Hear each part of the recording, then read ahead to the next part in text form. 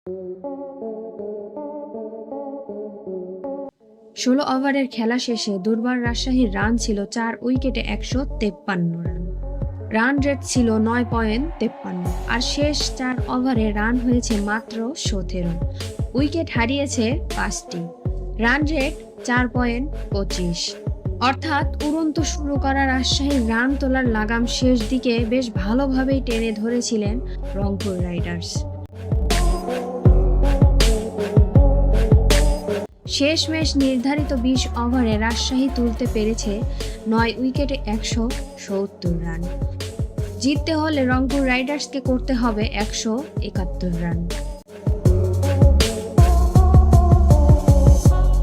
আজ বৃহস্পতিবার জহুর আহমেদ চৌধুরী স্টেডিয়ামে টস হেরে ব্যাটিংয়ে নামে রাজশাহী। উদ্ভাবনী জুটিতে ১৫ বলে ২৪ রান তোলেন মোহাম্মদ হ্যারিস ও সাব্বির ইসলাম। ১২ বলে ১৯ রান করেন ওপেনার হ্যারিস।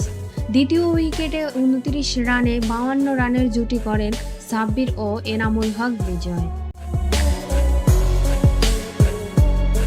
১৯ বলে ৩৯ রান করে ফেরেন সাব্বির। নতুন ব্যাটার রায়ান ব্লার প্রথম বলেই আউট হন। চতুর্থ উইকেটে ৫০ বলে ৭৬ রানের জুটি করেন বিজয় ও ইয়াসির আলী রাব্বি। ৩২ বলে ৬০ রানে ২টি ৪ ও ৬টি ছক্কা মারেন। ঝড়ো ইনিংস খেলে সাজঘরে ফেরত যান ইয়াসির আলী। ১ বল বিরতি দিয়েই আউট হন বিজয়। এরপরই হুম্মুর বলে ভেঙে পড়ে রাজশাহীর ব্যাটিং লাইন আপ। বাকিরা যোগ দেন আসা যাওয়া মিছিলে, করতে পারেননি রান। অবশেষে রাজশাহী থামে ১৭০ রানে।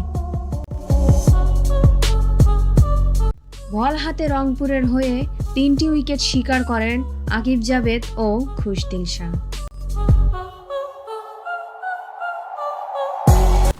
আজ এই পর্যন্তই। দেখা হচ্ছে পরবর্তী কোনো স্পোর্টস নিউজে। সবাই ভালো থাকবেন, সুস্থ থাকবেন। আল্লাহ হাফেজ।